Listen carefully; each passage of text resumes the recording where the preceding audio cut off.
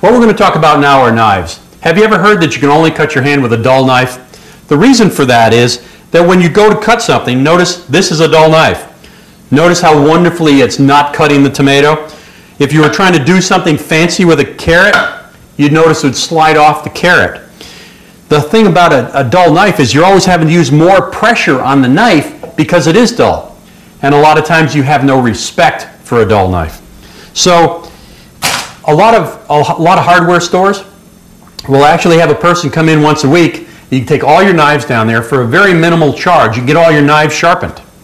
The other thing is you can have a sharpener at home. What's important is once you get an edge on a knife, what you want to do is you want to keep the edge on the knife. And this particular little device here is a handy little device to put and keep that edge on there once you get an edge on a knife. Now, if you ever have a visiting chef come to your house to cook, or if you ever have watched any cooking shows when they have a visiting chef, there's one thing the chef will always bring. He won't bring his apron, he won't bring his gloves. What he'll bring is he'll bring his own special set of knives. Well, I have my own special set of knives, and that is, I like a Chinese cleaver, a small Chinese cleaver. There's great big Chinese cleavers, but these little guys are great because you can do really cool things with them. You can cut up tomatoes, you can do fancy things with carrots, you can open packages with it, you can do everything under the sun with it, and you can keep an edge on it. They're not terribly expensive. You just want to be sure to get a good one the first time out and keep a good edge on it.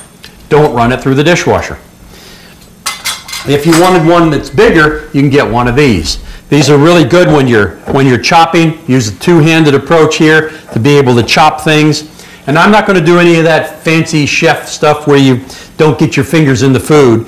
That's not what I'm going to do. That's not what I'm trying to teach you. I'm trying to teach you how to use one of these things to do simple things with it, how to keep sharp knives in the house.